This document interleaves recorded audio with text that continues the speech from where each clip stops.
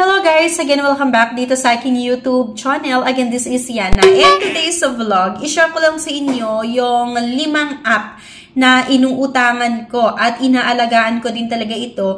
Yung link nga ay nakasave sa aking note and yung app din nila ay naka-download sa aking cellphone kasi minsan hindi talaga maiwasan na nagkakaroon tayo ng mga emergencies or kailangan natin ng extra cash para sa mga pang-emergency na pangangailangan. At minsan talaga, napakahirap lang manghiram sa kakilala mo or maging sa kapamilya mo.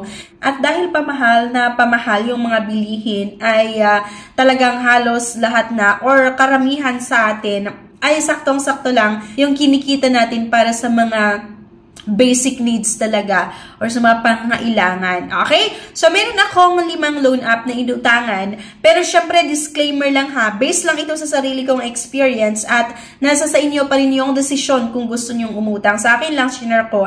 Kasi nga may mga nagtatanong. Okay? So, ang unang-unang mga beshes na inuutangan ko talaga na napakabilis mag-approve ng loan application ay ang Cash Express. Medyo mataas actually yung interest and processing fees ni Cash Express. Pero kasi maaasahan siya pagpapadala ng pera, mabilis magpadala ng pera. Kung halimbawa kailangan mo yung pera as in ngayon na 5 to 10 minutes or hanggang 30 minutes kailangan mo talaga yung pera, ay pwede nating i-consider itong si Cash Express na mautangan.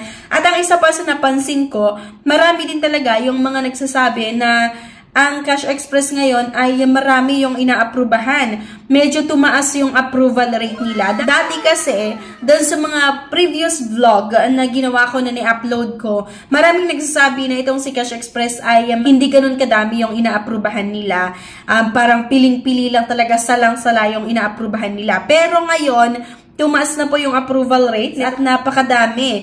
I mean, hindi sila ganun ka-stricto pagdating sa requirements. Kung gusto nyo din, pwede nyo itry ang Cash Express niya. Pwede nga kayong makautang dito ng 10,000 kapag first time natin na manghiram at hanggang 20,000 naman kapag reloaner tayo. Okay? And meron din po itong terms na 7 days, 14 days at nag-offer sila actually hanggang 3 months kapag lagi kayong nagbabayad on or before yung due date. Pero kapag syempre first time natin na umutang ay medyo mas mababa yung loan terms na ino-offer nila. Number 2 na inuutangan ko mga beshes ay ang OLP or Online Loan Pilipinas. Ang Online Loan Pilipinas kasi ay napakabilis din mag-disburse ng loan proceeds at napakabilis din talaga yung pag-approve nila ng loan application at marami din yung na-approvehan talaga sa Online Loan Pilipinas. Unlike sa ibang bangko na kapag nag-apply ka ay auto-reject agad-agad. Based on my experience, ilang beses na akong umutang ay mabilis yung pag-disburse talaga nila ng loan proceeds. I mean, halimbawa, na-aprubahan ka, magantay ka lang ng 1 minuto or 2 minuto, finorward na nila agad yung loan proceeds sa inyong account. Diba? So, dito nga pwede rin kayong makautang hanggang 30,000 pesos actually ngayon. Pero syempre, pag first time nga natin na manghiram, mas mababa din po yung ino-offer nila na loan amount. Pero kapag reloaner nga, pwede hanggang 30,000 pesos at meron itong terms na hanggang 1 month din. Nag-offer ng 14 days, 18 days, ganyan, hanggang 1 month na loan terms. Kapag first time natin, syempre, na umutang, ay hindi ganun kahaba yung loan terms na ino-offer nga. Number 3, mga beshes, na inuutangan ko na isang loan app na napakabilis mag-disburse ng loan proceeds ay ang Finbro. Itong si Finbro, mga beshies, ay napakabilis din talaga yung pag-disburse nila ng loan proceeds once na naaprubahan ang inyong loan application. At kay Finbro, pwede kayong makautang hanggang 50,000 pesos at nag-offer hanggang 1 month na payment terms. Kahit first time nyo na umutang ha, itong si Finbro, meron agad-agad ino-offer na 1 month na loan terms. Kaya okay yun sa akin.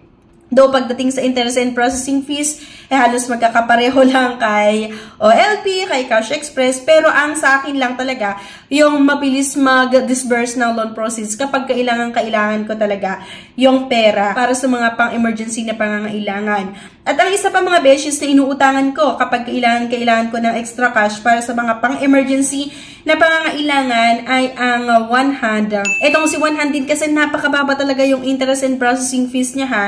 Kung i-compare ko yung interest ni One Hand sa Cash Express, sa Finbro, sa OLP, mas mababa naman kay One Hand yung interest and processing fees niya. Kaya lang kasi sabi ko nga, ang mas mabilis based on my experience talaga na nag-disburse ng loan proceeds ay ang Cash Express, OLP at tong si Finpro nga. At si One Hand din naman, mabilis din talaga mag-disburse ng loan proceeds once nga na ma-approvehan ang ating loan application. At napakababa yung interest at processing fees nitong si One Hand. Pwede kayong umutang hanggang 25,000 pesos at mahaba din po yung ino-offer nito na loan terms Kahit first time nyo na umutang, agad-agad nag-o-offer ng 1 month na loan terms. Kaya din talaga itong si One Hand ay gustong-gusto ko kasi mabilis nga yung pag-process din nila ng loan application at mabilis mag-disburse ng loan proceeds. At ang number 5 mga beshes na isa sa mga inuutangan ko din talaga ay itong si Tala. Bakit si Tala? Siguro may mga nagsasabi sa inyo, bakit mas inuna mo si Cash Express? Bakit mas inuna mo si OLP? Or si Finpro kaysa kay Tala? Kung tutuusin, mas mababa naman yung interest at processing fees ni Tala. Kay Tala, okay talaga. Napakababa yung interest and processing fees niya at nag-o-offer hanggang 2 months na loan terms. Ang medyo lang kay Tala, I mean, kapag na-approvehan yung loan application mo, based on my experience dinidisburse nila yung loan proceeds after ilang oras pa, like 1 hour, 2 hour, and 3 hours. So, para sa akin, mas gusto ko talaga yung sobrang bilis mag-disburse ng loan proceeds kapag kailangan ko ng extra cash para sa mga pang-emergency na pangailangan. Pero halimbawa, bukas ko pa naman kailangan yung pera. Then ngayon, alam ko na hindi na magkakasya yung budget ko hanggang bukas or hanggang ngayon lang yung budget ko. Ang inuutangan ko si Tala at si One Hand. Especially nga itong si Tala na minsan oras bago nila i-disburse yung loan proceeds. Pero kapag kailangan ko yung pera, as in ngayon ko na talaga kailangan, ilang minuto lang kailangan ko na yun kasi meron na akong panggagamitan talaga, especially kapag para sa mga pang-emergency na pangangailangan, ang inuutangan ko ay si OLP, si Cash Express at si Finpro. Pero disclaimer nga mga beshi ko hindi ko nire-recommend yung loan app na ito Bali, share ko lang sa inyo yung mga inuutangan ko kasi may mga nagtatanong din naman talaga sa mga previous vlog ko kung saan nga ba ako umuutang kapag kailangan ko ng extra cash, diba? And may mga nagme-message actually sa akin sa aking Facebook page. May mga nagsabi nga na sinubukan din kasi na umutang sa mga kakilala pero nahihirapang makahiram. Okay? So, yan lang. Bali, yun yung 5 na inuutangan ko. And meron din naman yung mga iba pero option ko na lang din yung mga iba.